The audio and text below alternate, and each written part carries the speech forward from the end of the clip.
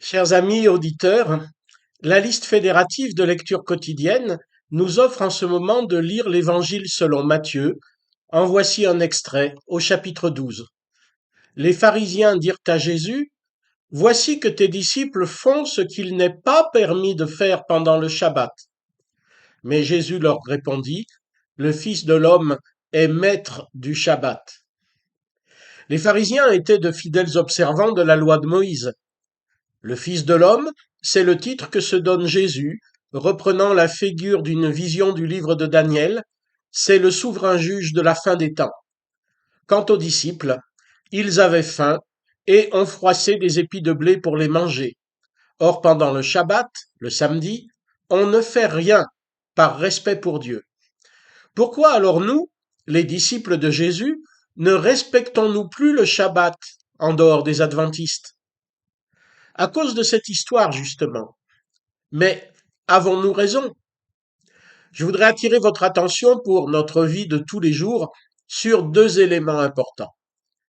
Le Shabbat, c'est le repos, non pas par fatigue accumulée, ni par nécessité médicale, mais par choix. Nous ne sommes pas des esclaves forcés à travailler 24 heures sur 24. Et Dieu lui-même, qui a tout créé, s'est reposé le septième jour.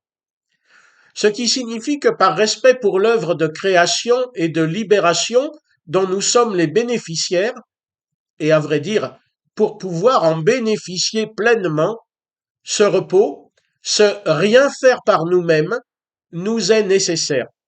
C'est un cadeau supplémentaire de Dieu qui permet la vie. Or, libérés des obligations religieuses légales par Jésus lui-même, les chrétiens ont pensé que ce repos pouvait être vécu le dimanche, jour où nous célébrons la résurrection du Christ, mais aussi à travers tout le reste. C'est en tant que nous sommes reposés et tournés vers le Dieu créateur et sauveur que nous pouvons vivre tous les aspects de notre existence, activités comprises. Nous ne dépendons pas d'elle, mais de Dieu seul.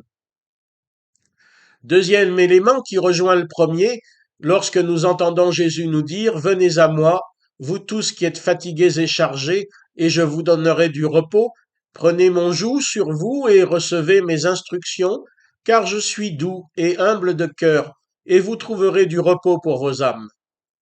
Je vous en avais parlé il y a 15 jours. Celui qui se repose sur Jésus, en Jésus, est libre, libéré de tout ce qui fatigue et fait mourir. Et c'est bien pourquoi nous ne célébrons plus le Shabbat en tant que tel.